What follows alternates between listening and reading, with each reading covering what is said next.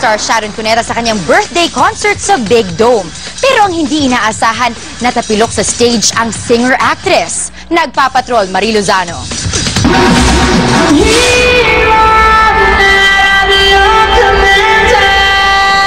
Opening number pa lang, ginulat ni Sharon Cuneta ang lahat sa kanyang bigay-todong performance sa mega birthday concert sa Araneta kagabi.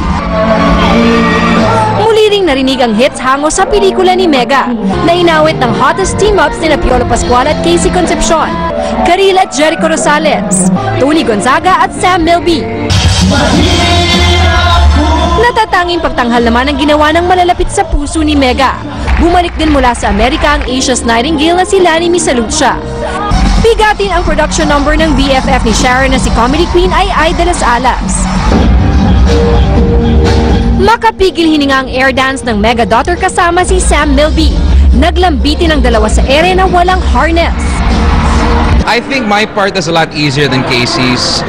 Sabi ko, lahat ng pagod, pawis at pati na mga pasasahita, lahat yun para kay mama. Sunod-sunod ang mga song and dance number ni Mega. Pero nabigla ang lahat sa kalagitnaan ng concert, biglang natapilok. At bumagsak si Mega. Pero hindi naawat ang saya. Tuloy sa pagsasayaw at nagbiro pa si Mega. Walang kaya nun. Finale ang medley nila ni Sarah Geronimo at ang pagsasama nila sa stage ng kanyang buong pamilya. Pero sa backstage, dumaing ng sakit sa likod at leeg si Mega at biglang nahilo. Dumating ang medics at ambulansya at isinugod si Sharon sa ospital. Pagod lang, is fine. Nothing wrong with her physically in terms of the fall. Mas humanga naman ang Sharonians dahil kahit may iniinda, hindi itinigil ang concert. Ipalalabas ang kabuuan ng Mega Birthday Concert sa January 23. Marie Lozano, Patrol ng Pilipino.